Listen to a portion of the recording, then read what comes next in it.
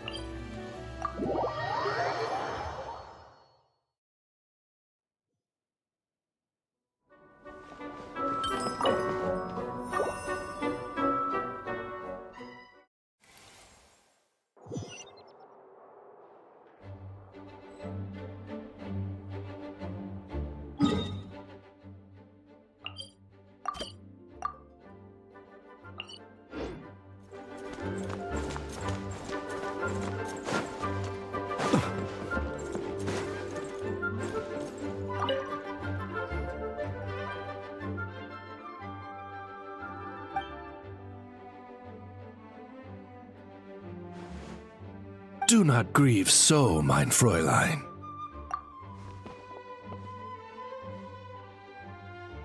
Tragic You mean Lisa? Ms. Lisa believes that scribbling on books counts. And while she is quite angry... But can't you edit... Unfortunately, it is rather... Oh, so the official dictionary is about her, but... Indeed. Furthermore, it now be... Oh yeah, this is getting complicated, all right. Okay, let's think about this for a sec. Hang on! Couldn't we edit the text so long as we got permission from Lisa and the adventurers? It will not be hard to negotiate with the adventure...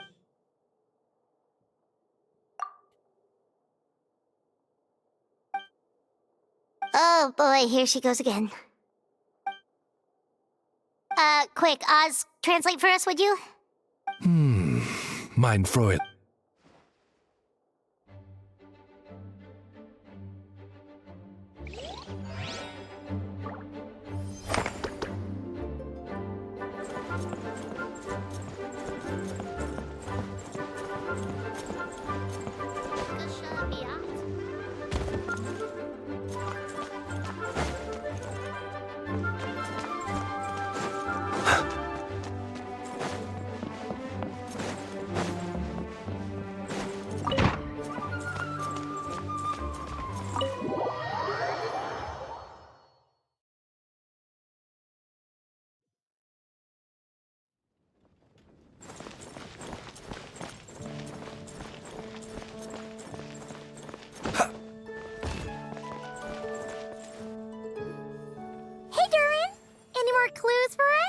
We're all set for the next chapter. Yeah, I was just about to come find you. Let's see what it says. Now sprout to life the story's seeds, stirred by wind-borne melodies. Then on that breeze the music leaves, fading into distant memories. Seek the place where wind and tale entwine, and once there, make 3 riddles into verse, and 3 melodies into song. For in poetry and song will this story start to blossom. Come on! Another riddle? All that talk about wind and melodies? What do you think the answer could be?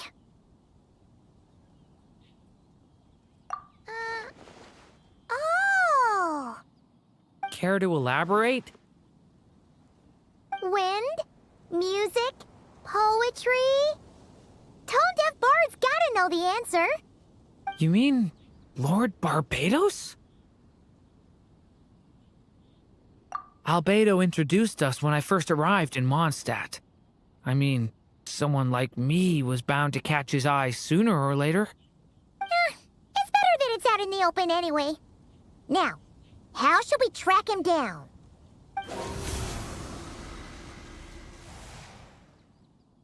I'm pretty sure he's already caught wind of what's going on here.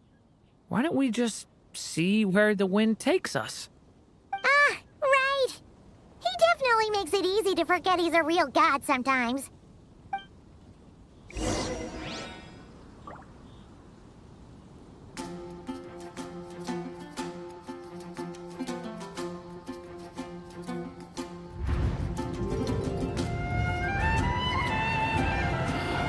all for my daughter.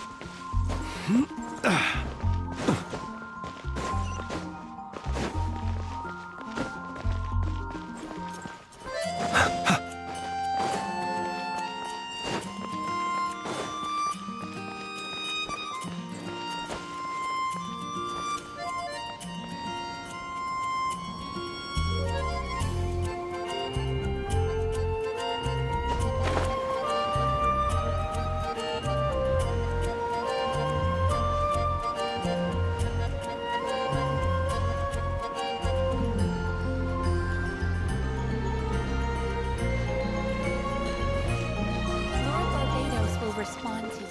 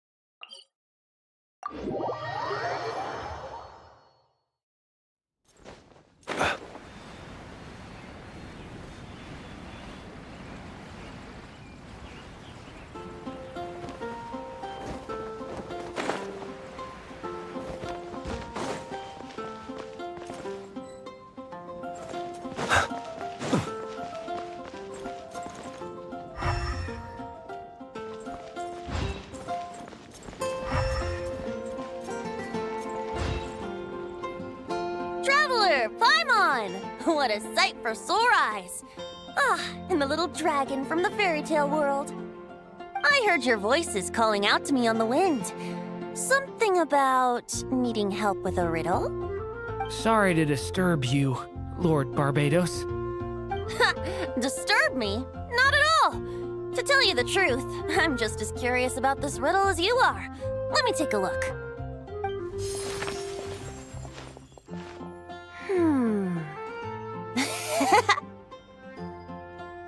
What is it? Did you figure out the answer? 3 riddles and 3 melodies. That sure takes me back. The answer you seek lies hidden in memory. Looks like running to Tone Deaf Bard was the right call after all.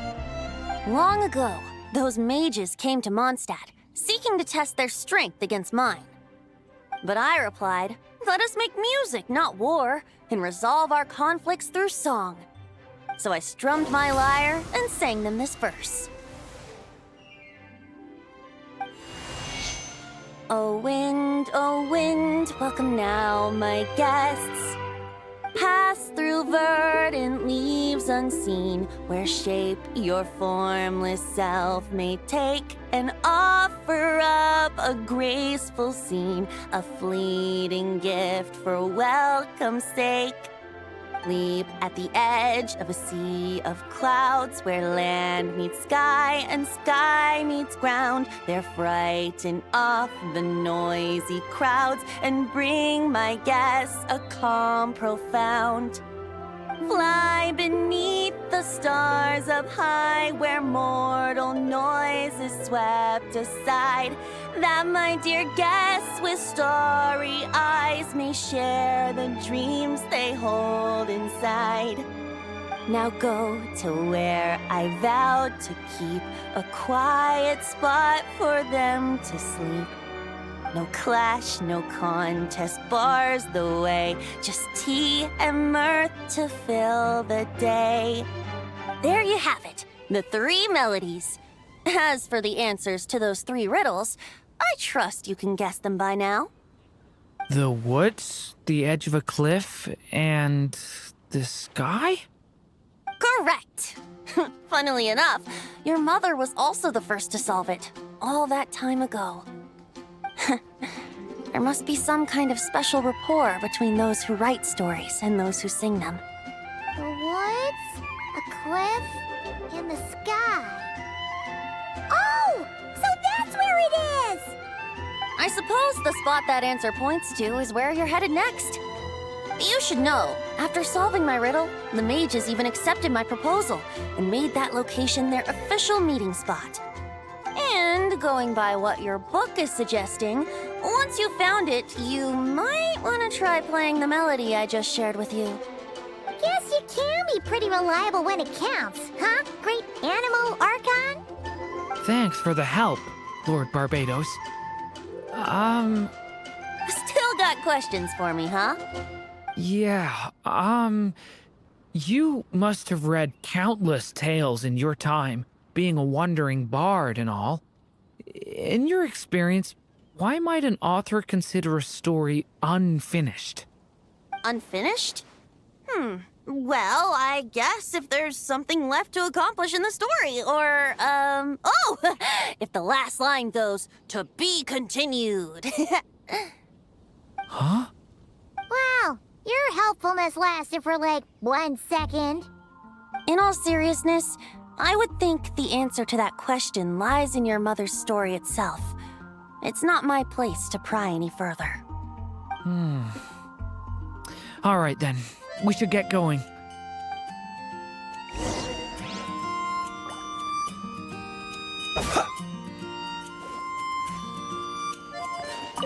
I wonder when their next meeting will be.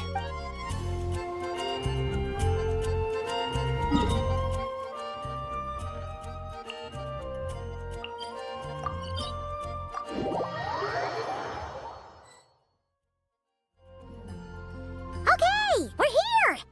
Now, we just need to play the 3 melodies, and we should be able to gather the memories for the next chapter, right? A musical performance? Huh. Out of all...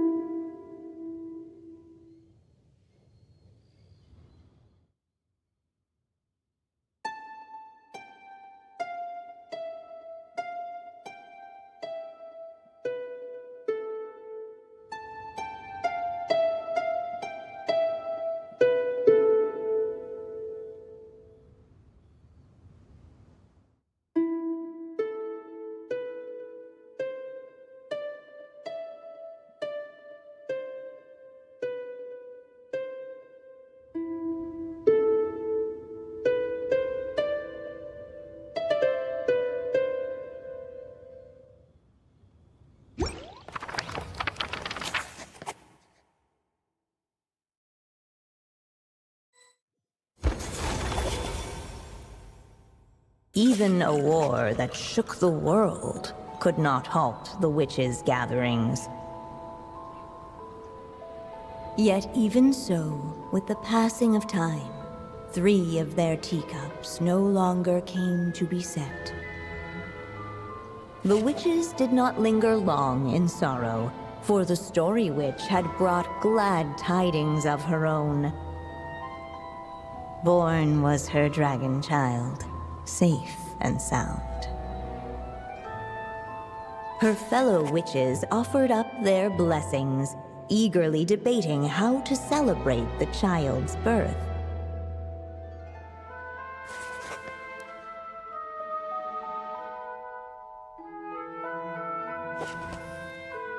In the end, they settled on the sweetest candy they could find. After all, what could be sweeter than the arrival of new life? And so, the witches' gathering turned into a birthday celebration.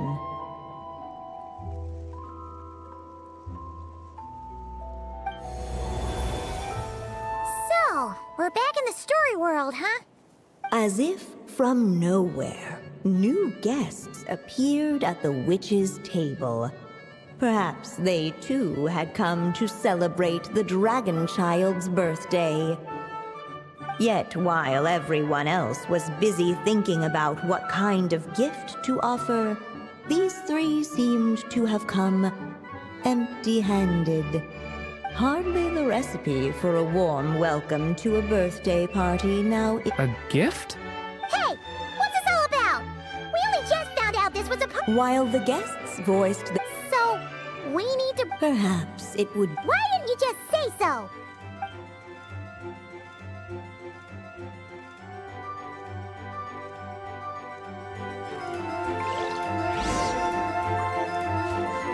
The witches went on chatting away, ignoring the empty-handed guests.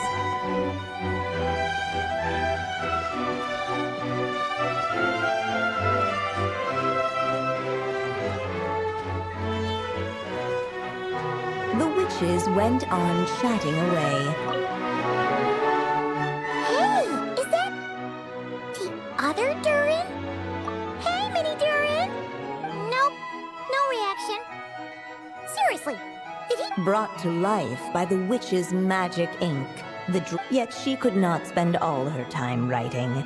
But before doing so, she wrote one last line. Huh, that's a bit convenient. Strange. I don't remember ever being at any of the maid. No wonder you don't remember.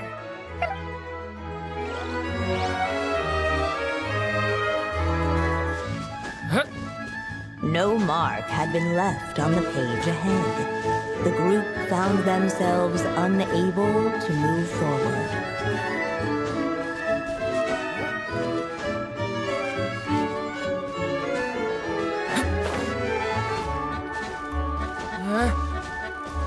No mark had been left on the page ahead. Hey, could we use these as gifts, maybe? At last, the guests found something to give. Guess that's a yes. Still, the guests, should they put a warrior's sword in his, or perhaps a wandering hero's, or maybe even a scholar's tome. Okay. Wow. Oh yeah. Technically, we're actually picking a gift for you. So You want me to choose? Wow, this feels kinda special. how come? For as long as I can remember, I've spent most of my time living in the stories my mother created. I always thought my mother had everything written out for me already. What did I want back? Sounds like this is the perfect opportunity. It's been a while since you left Simulanka.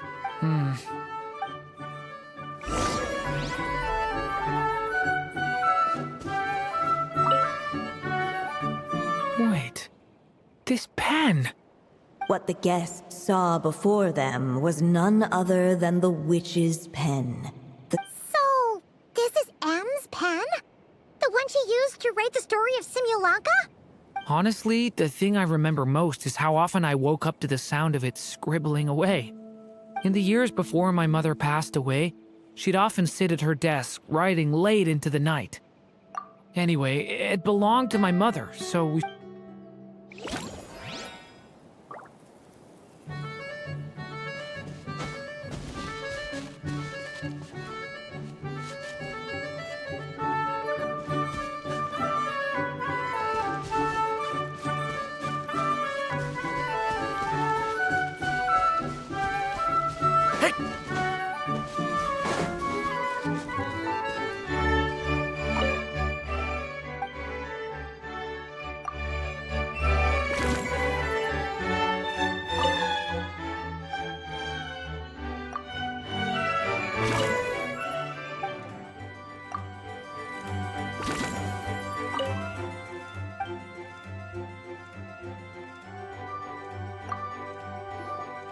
In the end, the guests settled on the scholar's tome.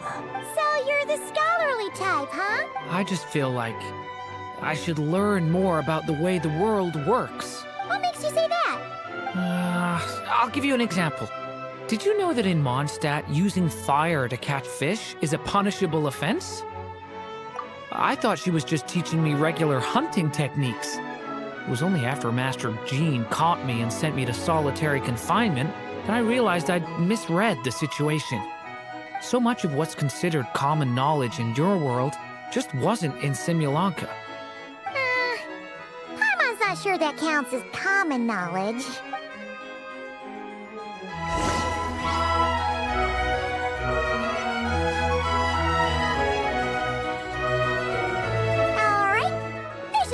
Now that we've got a gift, right? Hello there. Brought a gift this time? The newly arrived guest presented his gift. Accepting the guest's blessing, the story witch invited him and his friends to take their place around the table. Finally, she could introduce them all to her dragon child, telling all in attendance about the moment of his hatching. And it was then that the seer witch, diviner of the stars, withdrew her gaze from the heavens and turned a sorrowful glance upon the little dragon. You gave him the same name as that evil dragon? That's right. But the life I intend for him shall be very different. What folly, to love so blindly. For as you must know, a name is the mirror of destiny itself. He who bears an evil dragon's name must also inherit the fate of its previous owner. His fate has been foretold. Then I'll rewrite it. The witches at the table fell silent, for yet just as clearly, they recognized the story witch's resolve. For at last, the merry witch stepped forward, dispelling the uneasy silence. So be it. Then we'll all lend a hand. Together, we shall rewrite this child's fate. You mean to defy one of the fundamental rules of this world? I refuse to be shackled by such rules. Besides, this is a witches' gathering, is it not? What could be more fitting a subject for this occasion than... Oh? Sounds like an interesting experiment. I suppose, were we to succeed in this endeavor, we might... The merry witch finally talked them all round, warm and strong as the... And so the witches readied their gifts. For this child, I shall decipher the ravings of the heavens, and let... For this child, I shall leave a formula powerful enough to unravel... For this child, I shall call upon wondrous magic to make All the story witch had was the pen in her hand. Yet for this child, I shall leave behind the last story I will ever write, and with it, a path to with the witch's blessings given and received. In the midst of the dragon child's birthday celebration, the seer witch proclaimed her prophecy. The child had been given the evil dragon's name, and with it, the burden of its fate. But hearing this, the story witch vowed to rewrite it all, for such was her love and resolve. And so the other witches offered their gifts in turn, marvels as rare as any in the cosmos. Together, they sought to test one of the fundamental laws of this world, in part to support a mother's love, and in part to sate their own curiosity. Oh, and I almost forgot. Our new guests came bearing blessings of their own. Who knows? Perhaps this extra dash of wisdom might be all the little dragon needs to change his fate.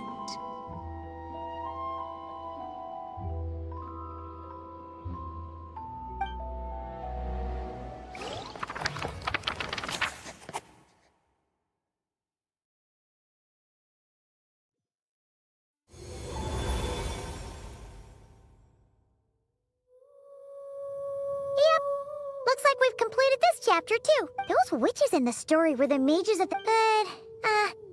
Paimon kinda had trouble The evil dragon's fate. Oh, is that what you're worried about? But didn't we already take... Ah. Also, I was just thinking. Oh, it feels less like... But we use it... Yeah, I guess we're doing something right. Maybe. Anyway, thanks for all your help. I'll let you know as soon as the book reveals a hint about the next chapter. Okay, then. See you in the next chapter.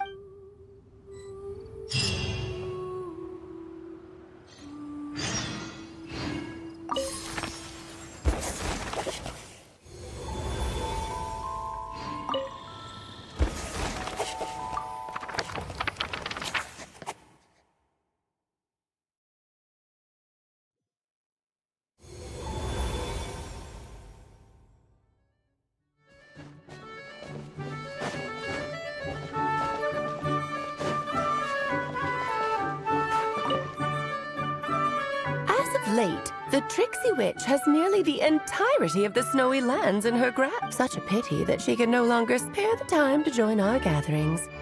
Tell me, does the Wander Witch still roam among the stars? Who can say how long we'll have to wait for her return? Then how about the Memory Witch? Yes, she has that secret mission of hers to accomplish, so she could... As rare a chance to gather as this. And yet, almost half of us are absent.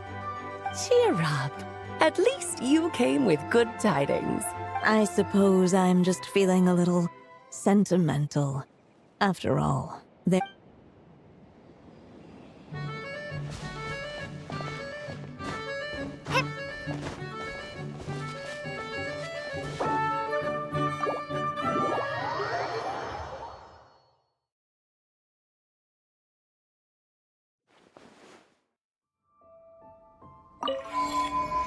I think I'm gonna stick if you feel like...